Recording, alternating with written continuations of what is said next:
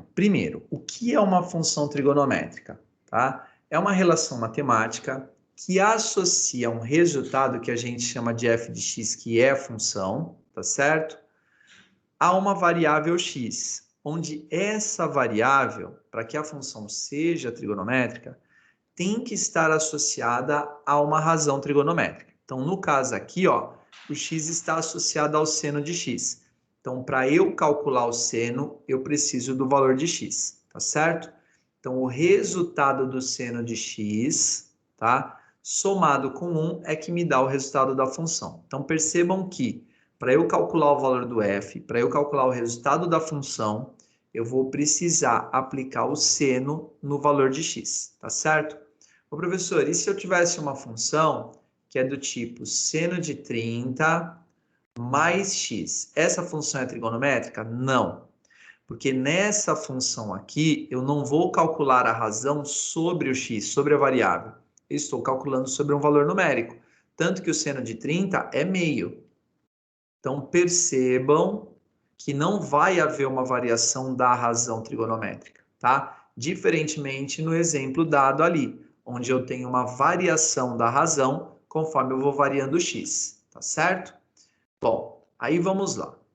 Quando eu falo de uma razão trigonométrica em uma função, eu tenho que pensar no ciclo trigonométrico, tá bom? Então, no caso aqui, ó, o x é um ponto qualquer, tá? Então, vou indicar esse x aqui, ó, no segundo quadrante, tá? Então, o x vai me indicar um arco, a medida de um ângulo aqui no ciclo, tá? E aí, associado a esse ângulo, eu posso ter o valor do cosseno e eu posso também ter o valor do seno. Eu tenho dois valores associados, mas na função eu vou usar um deles só, eu não vou usar os dois. Então, no nosso caso aqui, ó, vou apagar, porque o que me interessa é só o seno, tá certo?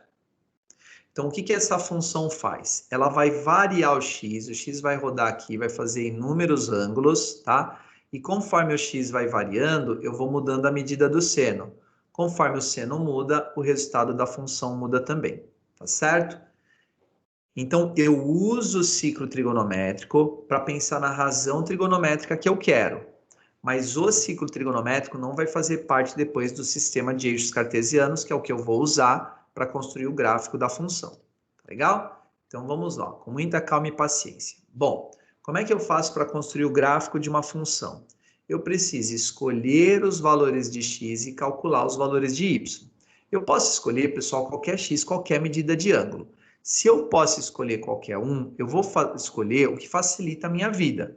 Tanto para eu me lembrar do valor do seno, tá? Porque eu posso escolher, por exemplo, x igual a 17 graus.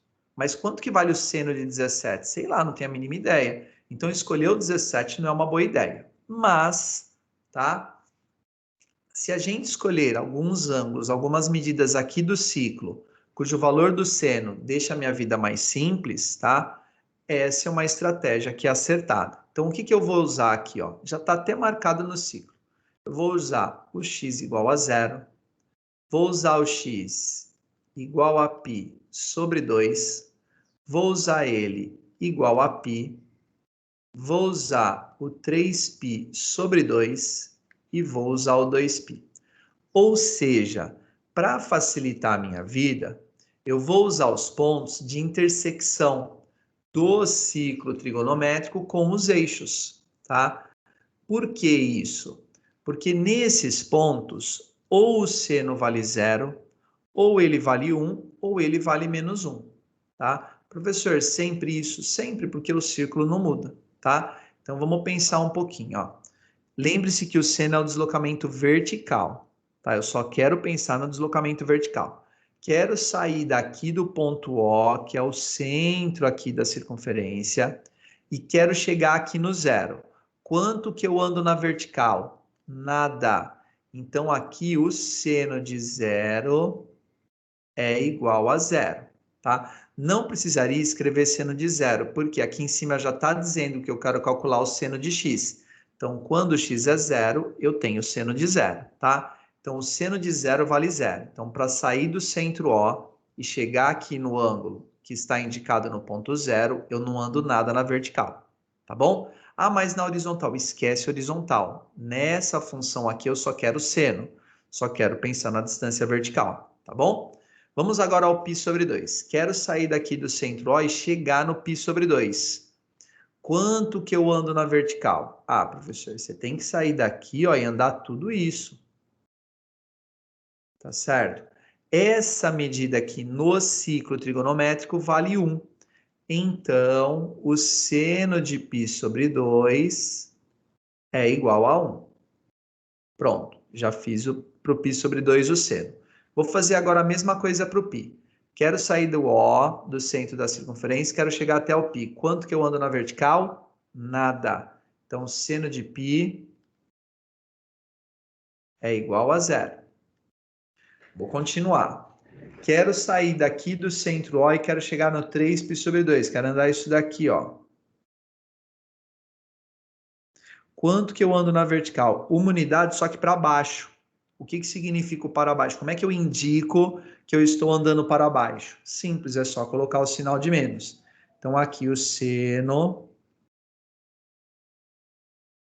de 3π sobre 2 é igual a menos 1. Tá legal? Deixa eu ganhar um pouquinho de espaço aqui que está ficando apertado, né? Pronto, para não ficar muito apertado aí, senão ficar ruim. Aí eu quero 2π. O 2π está na mesma posição do zero, vai só repetir o valor. Então, o seno de 2π é igual a zero, tá certo? Com esses valores, eu posso calcular o y. O que é o y? É o valor do seno mais 1. Então, aqui como é que vai ficar? 0 mais 1. Esse zero aqui, ó, que é o resultado do seno. Como é que fica na segunda linha? 1 mais 1, resultado do seno de π sobre 2 aqui, ó. Como é que fica na próxima linha? 0 mais 1. Na próxima, menos 1 mais 1. E para terminar, novamente, eu vou ter o 0 mais 1. Tá certo? Então, com esses valores aqui, eu vou ter, com essas operações, eu vou ter o resultado do valor do y. Então, na primeira linha aqui, ó, vamos puxar um pouquinho aqui para a esquerda. Então, na primeira linha, eu vou ter o 1. Na segunda linha, eu vou ter o 2. Na terceira linha, o 1. Na quarta linha, o 0. E na quinta linha aqui, daria 1 também. Perceba que a quinta linha é exatamente igual à primeira. Então, eu nem vou ficar fazendo essa quinta linha, tá? Eu só sei que no 2π os valores se repetem. Então, se eu for do 0 até o 3π sobre 2, eu já sei tudo o que acontece. No caso do 2π, ele vai repetir o valor do 0, certo? Então, lembre-se que, como 2π fica na mesma posição do 0, eu vou repetir o valor. Legal? Bom, vamos agora pegar essas coordenadas que eu calculei e jogar no gráfico aqui. Professor, como assim as coordenadas? É o seguinte, pessoal. Nessa primeira linha aqui, ó, o que eu tenho? O x é 0, o y é 1. Então, isso aqui pode ser um ponto no gráfico, é o ponto 0, 1. Na segunda linha, eu tenho a mesma situação. Eu tenho o valor do x, eu tenho o valor do y. Só que, cuidado, aqui na segunda linha, vou chamar isso aqui de ponto B, aliás, eu vou mudar a cor. Então, no caso do ponto B, eu tenho as coordenadas π sobre 2, que é o valor do x, e 2. Então, para quem não percebeu, o que eu estou fazendo? Eu estou pegando a coordenada x e estou pegando o resultado, que é a coordenada y. Então, aqui, ó, a primeira coordenada é x, a segunda coordenada é y. Tá certo? Deixa eu só puxar o gráfico para cá, senão não vai caber, galera. Pronto. Então, vamos lá. Essas daqui são as coordenadas do meu ponto B. Quais são as coordenadas do meu ponto C? π e 1. Então, π para o x, 1 para o y. Quais são as coordenadas do meu ponto D aqui, ó? Para o x, 3π sobre 2. E para o y, 0. Opa, prontinho. Deixa eu só trocar aqui. Bom, com isso, o que eu consegui? Eu demarquei as coordenadas, tá? Que eu vou utilizar para o desenho do gráfico. E agora eu vou para o gráfico. Lembrando que se eu quiser, eu posso marcar um certo ponto E. Qual vai ser o ponto E? 2π e 1. Tá? Porque no zero, no lugar do zero, eu posso colocar o 2π, lembre-se sempre, tá bom? Então, vamos aos pontos ali no gráfico. Vamos lá. Primeiro ponto, 0 e 1. Então, quando o x for 0, o y vai ser 1. É esse ponto aqui, ó. Esse daqui é o meu ponto A, tá bom? Segundo ponto, π sobre 2 e 2. Só que aí tem um probleminha. Você fala, puxa, professor, como é que a gente vai fazer com o π aí, né? Não tem segredo, pessoal. Aproximo o π, tá? Para 3,14. E acho os valores aproximados na reta. Então, se o π é 3,14, ou mais ou menos 3, pode ser o 3, o que é o π sobre 2? É o 3 dividido por 2, vai dar mais ou menos 1,5, tá? Então, se aqui é 1, o π sobre 2 vai estar por aqui, ó, tá? Então, eu vou marcar aqui o π sobre 2. E aí, como é que eu acho, então, a coordenada do ponto B? Do π sobre 2, eu subo até o 2. Pronto. Essa daqui é a posição do ponto B. Próximo ponto, π e 1. Quanto vale o π? Mais ou menos 3, 3,14. Então, vamos lá. O π vai estar mais ou menos por aqui, ó, um pouquinho depois do 3. Então, aqui eu tenho π. Do π, eu tenho que subir até o 1. Então, vamos lá. Subir até o 1. Essa daqui é a coordenada do meu ponto C. Para o meu ponto D, 3π sobre 2. Onde fica o 3π sobre 2? Bom, o π sobre 2 é mais ou menos 1,5, o π vale 3, o 3π sobre 2 é a soma dos dois, tá? Então, vai dar mais ou menos 4,5. Então, aqui, ó, eu vou ter o 3π sobre 2.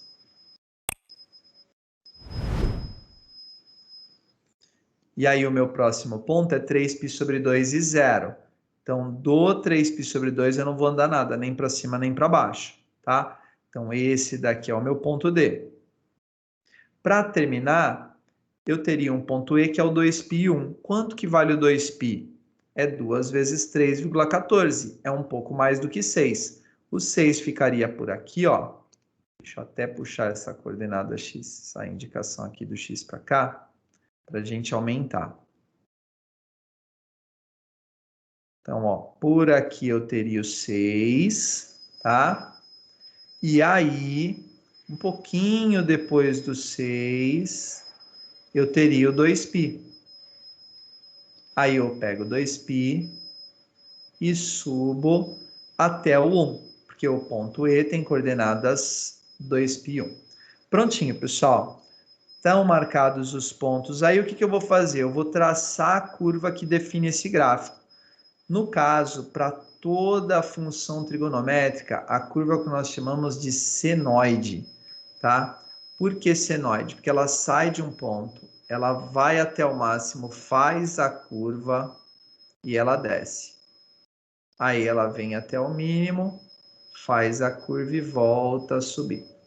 E assim ela continua indefinidamente. Então, essa linha, ela continua para a esquerda e continua para a direita, fazendo sempre a mesma onda, sempre esse trajeto aqui, tá certo? Prontinho, pessoal. Para a construção do gráfico é isso. Daqui a pouco a gente volta com outro vídeo falando sobre alguns elementos do gráfico. Beleza.